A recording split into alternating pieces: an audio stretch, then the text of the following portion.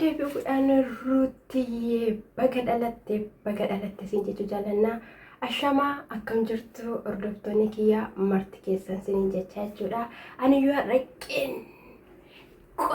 jedheen dhufe natti fakkaata bareeda dhufe miti isa kana siin jechuun jaalladha. Egaa jechuudha dhugaa dubbachuudhaaf waan gaafii natti ta'eef deebii argadheetoo jira. Innis meeriin akkamitti ani gara ruutaa dhattee ruutaadhaan heebbisuu kan ishiin dhiiste waan baay'ee wajjiniin ta'an turre jedhee gaafii guddaa kan natti ta'e jechuudha. Egaa sababa guyyaa dhaloota ishiittidhaan jechuudha gara mana ishiitti deemteetu jirti jechuudha.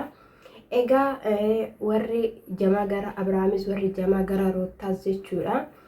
Sirrittiin jechuudha kan akka ijoollee bottaa jira kanatti waan hundumayyuu wakabuu jaalatu hin jiru jechuudha. Nuti si wakamna hinan qaxaqqannamu hamma waan nu hidheetu nu hidhe waan nu dhaabetu nu dhaabe hordoftoota.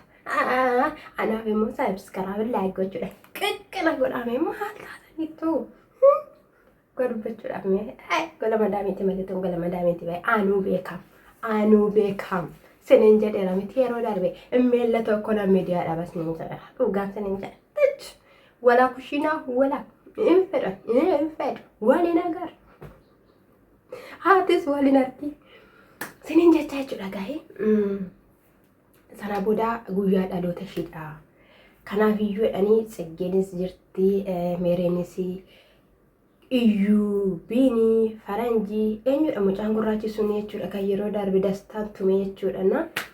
Innis keessa jira jechuudha. Haala sanadhaanii happy birthday jechaa guyyaa dhaloota ishiitiidhaaf immoo minyootii yookiin immoo mul'ata gaarii ibsaniifitoo jiru. Baga dhalattee umurii dheeraa jiraadhu ati jabduudha ati cimtuudha baay'ee nama addaatidha jedhanii jechuudha. Yeroo kanatti happy birthday jechaa gara manaa yeroo seenanii Ruutiyyeen qinni qoyedde simbuushii kana uffatteeti taa'atoo jirti jechuudha. Yeroo kanatti egaa mucaa qabattee gadi itti baatee jechuudha. Naatettis fakkaata. Haa ta'uyyuu malee egaa way hubati jette jechuudha. Anas nanaa wanas minnik na godha sirma isaa wanta isaa hin beeku. Achi jechuudha. Way bareedina jette jechuudha. Meeriinis namoonni waan baay'ee dubbatanii wal qoosaa jira wal tuttuqaadha jechuudha. Warrachi keessaas jechuudha. Ruutaan hin tuqamiin Abrahaam hin tuqamiin maaliif kun akkasii maaliif sun akkasii warri jedhanis achi keessa jiru wanta ta'eef kaan sangaa waliin jedha kaan hin qalama waliin jedha bicha wanta isaa hin beekamu jechuudha. Kan gidduutti mucaanis qobaatti hafuusi hin barbaachisu mucaan obboleessa argachuudha kan qabudha kan isaan jedhanii innaa jechuudha. Yaada qaban tokko tokkoon isaanii jechuudha. Ati jabduudha ati cimtuudha jedhanii nuunis akkasumas illee jechuudha. Meeriin anifatti bilbilaadhaan hin haasofna garuu mooqamaa waan waliin argineef qabna ittiin jechuudha. Ani deebiin argadhe isa dhugaa dubbachuudhaaf jechuudha. Asirratti deebiin argadhe maal akka ta'e illee yoo nuyi kubaatanii sababa isaallee yoo nuyi himuu baatanii maaliif akka walii hin argine egaa isaanii yaada isaanii waliif ibsaniitoo jiru jechuudha. Viidiyoodhaan akka waliin agarre bilbilaan garuu akka wal hordofanidha. Akkasumas immoo ati Ruutaa dubartii deessee kaatee hin fakkaattu tasumayyuuti baay'ee simboo sii laateera lafa bareedinaa yookiin immoo dorgommii bareedinaa keessaa waan baate fakkaatta. Ati dubartootaaf yookiin immoo namootaadhaaf barsiistuudha jetteenitu jirti jechuudha. Tsigushaanis immoo jechuudha moqqee gochuudhaan beekamti. Lafti ishiin jirtu qophii wayii keessatti jechuudha baay'ee bareeda jechuudha. Inoo isti namatti tolte jechuudha. Egaa waan baay'eedha kan isaan ibsatanii kan isaanii dastaadhaanii dastaatti heerumtee akkati jireenya gaarii eegaltee jireenya bareedaa ta'e jiraattu hin barbaanneedhaniini kan isaanii immoo jechuudha.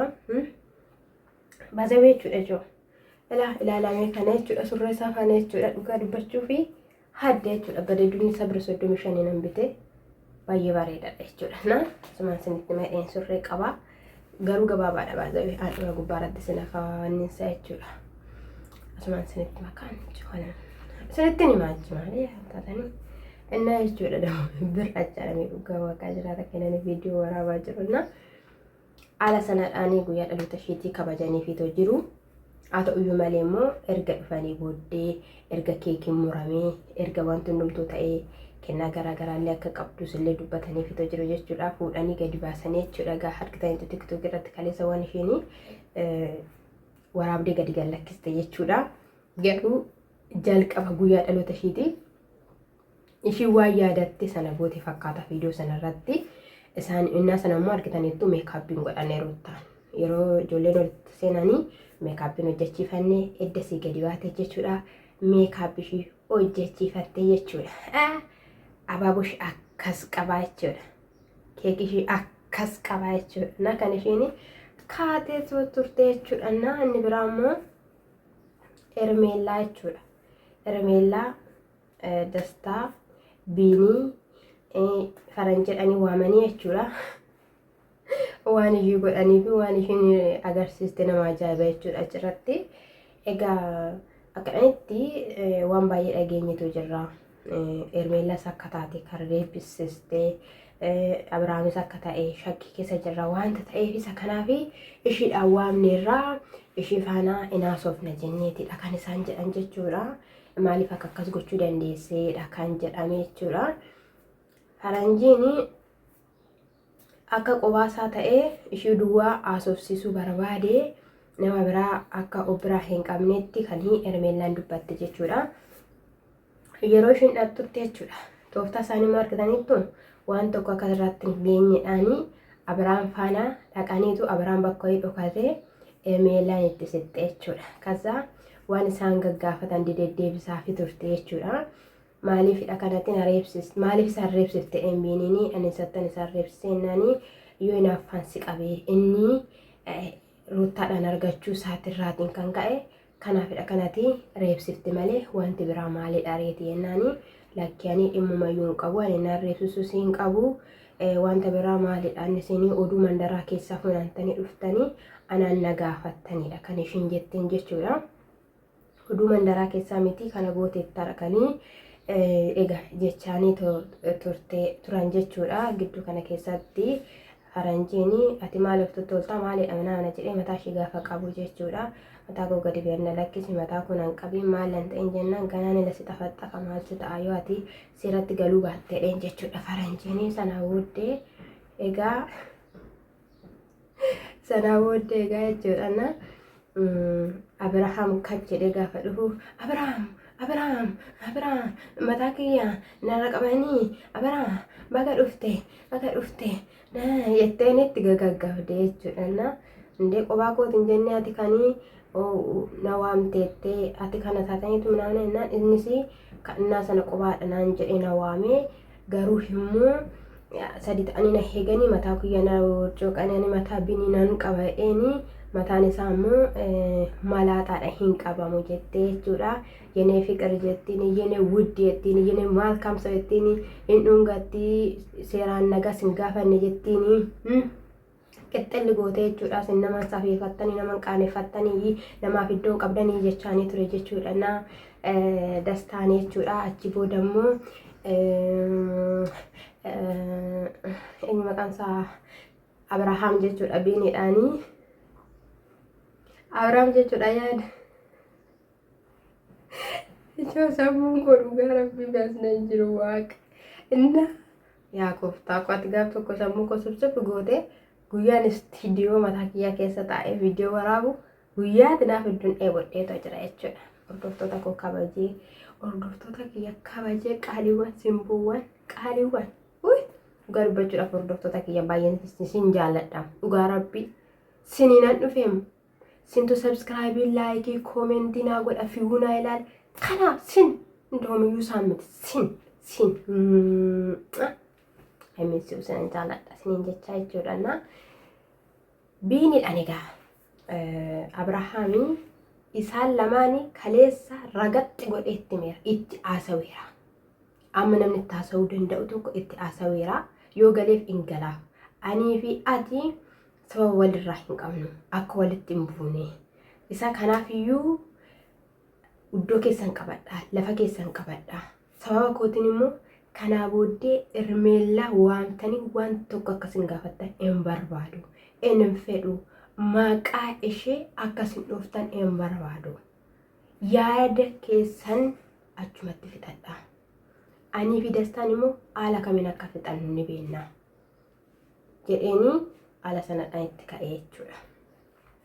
Sana booda baga dhufteeyyuu waan baay'ee narratti taasisanii jechaani kan ishiin turte jechuudha. Hin gaabbitaa jechaanidha kan turteenis jechuudha falan jedhanii haa ta'uyyuu malee baay'ee tokko wanni tatatta'anii boodatti ati Ruutaadhaanii hin jaalattaayi Ruutaadhaan hin jaalattaa ishiitti immoo taphachaadha kanatti jirtu. Kanaafiyyuu maaliif nama kanaan reebsistaa sumatiyyuu reebsisee nennaan baga reebsisee karaa nagaafattu nagaafadhu kana ta'uu baannaan immoo oduun odeessiniidha kan jedhan jechuudha. Booda irratti jechuudha booda irratti sadan isaaniyyuu giftir isaan godhee isaan gafattaree ishii fudhatee gaafa deemu fataa sirrattaa jedhudhani sittaa taphatu gara barbaadetti si haawufu garuu hin jaalatu jedhanii jechuudha. Afuura qinaatii irra jira. In argita gaafa waraqaan is argisii dhufu waamamta fa'ii jedhanii turan jechuudha. Kan inni biraas immoo jechuudha dhugum tokkotti isinitti odeessaa jechuudha. Ganneen deebitee Finfinnee galteetoo jirti. Isaan egaa Ruutaa fi Abiraam adda bahuun du'a isaaniiti hin ta'amu jedhaniiru waan ta'eef dhuftee jirti deebitee jirti jechuudha. Haa ta'u malee Abeel immoo jechuudha na waamteetoo jirti si argachuun qabanaan jettee jedhee jechuudha. Maaliif akka ta'een beeku ishiin immoo ijoollee ishee gattee nama aarsaa kaffalaa jirudha. Gaa'ela Ruutaa fi Abiraamidhaa fi mijachuu fi deddeebitee deemteedhe achi booda hin dhufte jechuudha. Ishiin gaafa ishiin dhuftu akkamiin dhiyoos turte si mijachuu dinnaan deebitee deebitee immoo dhufte innaan akkamitti dhaanii naman teessisu waan ta'e waa'ee Ruutaa fi Abiraamii kanaafiyyuu Ermeellaa argachuun barbaada jetteen. Ermeellaa maaliif argachuu barbaadde jennaanii bakka waan inni shaasofsiisuun qaba bilbilaan garuu immoo shaasofsiisuu yaaleera. Deebini ishiin deebiste deebii gaarii miti. Isa kanaafiyyuu maatii shifaana saasa'iitoo jira jenna. Maatii shifaana erga haasofte rakkoon tokko uumamuu danda'a jenna. Rakkoon humti uumamuyyuu hin jiru ani nama guddoodha waan ta'eef seeraan ishee haasofsiisuun barbaada. Maatii shifaana saasa'iitoo jira jennaanii Ermeellaa wanti ishiin gochaa jirtu wanti ishiin taasisaa jirtu sinitti mul'achaa hin jiru. Wanta gaarii gochaatoo jirti. Yoo Ruutaadhaan waamtee yeroo darbees illee yoo isaan feete yoo isaan jaalattee jiraatte ta'ee siifan isa gidduu keessan hin hambaa jetteetti jennaanii hin sobdii keessa ishiitidhaa miti kan dubbatteetu jirti hin fakkeessitii kan maaliin waamti ishiidhaanii jennaan dhuma waan fakkeessite hin qabdu udhakanii Abeel jedhe jechuudha. Tarrallee ishiidhaaf falmitaa tarrallee ishiidhaaf haasoftaayii dhugumaan dubbachuudhaaf taanaanis nan sirreessas hin jedhee ati sirreessas hin jedhee waan sirreessite tokko illee hin qabdu. Har'allee taanaanii sinii jireenyi isaanii akka diigamudha kan barbaadan manni isaanii akka diigamudha kan barbaadanii kanaafiyyuu na agarsiisuun kee dirqamadha.Anii fi Ruutaan Abiraam waan waliin haasofne qabna isaan faanas wal beellameera waan ta'eef isaan faanas nan haasawaa ishiin ana argachuun qaba jennaan rakkoon hin uumamaa kan maaliitidha. Bakka waan baay'ee taasiste si ta'uu dideetoo jira. Nuti aarsaa guddaa kaffalleerraa gaa'ela Abiraamii fi gaa'ela Ruutaa keessatti garuu mijachuu hin dandeenyedhe. Aarsaa kan maalinaa kaffalte isaa dubartii biraa fiddee bukkee keessee kinooshii kanatu sii malaa ishiin sun jaalala siif hin qabdu fixatteetti of keessaa jaalala ishii kan jedheen simiti Abiraam mannu Abeel simbeenyu nuti simbeenyuun jedhame waan baay'ee kan gochaa ture waan baay'ee kan waliin dhahaa ture siidha kan gola seenuun hin malle kan lafa seenuun hin malle seenee jechuudha. Jireenya ishii kana jechuudha akka nama bukoo bukeessuu bishaan itti naqee waliin makuutti waliin mattee jechuudha. Ati wanta ati hin godhin hin jiru. Osoo kufteetti ta'ee osoo gadi buuteetti ta'ee dubartiin kun situ gadi buusa ture. Abeel jechuudha irratti micciirraa hojjattee irratti daba hojjattee dubartii biraa gaala ishee irratti fiddee gaala ishee keessaa kan sochoone dubartiin kun gixximmi jettee dhaabbattee isa kanaafiyyuu situyyuu dubbii qabayyuu jechuudha jalqaba irratti jechuudha. Isa biraanis silaan Ermeellaa faana ta'ee silaan bukkee ishii ta'ee silaan kallattii garaagaraan faana ta'ee fisitu gaa'ela ishii burjaa jessisitu maal ta'inaan jechaatoo jirtu kunamaaf fidu wanti hundumtimmoo akka dhumne immoo ni beeku jechuudha. Akka harkarra qabanii akka isaan daba namarratti hin yaadne malee Ruutaan gadi siin garagalchuu hin dandeessi gadi siin garagalchuu isa dhugaa rabbi jechuudha. Sakana sinin jechuun jaaladha ta'uyyuu malee bakka yoon si agarsiisa rakkootu maamilaa jennaan nama guddoodha gochuuyyuu hin danda'u ani ishii eeguu hin danda'u waan maatiin nattaasa waan ittaasaa anis immoo waan gochuun ishiin malu akka ishiin gootuni barbaada kan ishiin jettan jechuudha isa kana hordoftoota kiyyaa subscribe like naa godhaa shaalom guddaa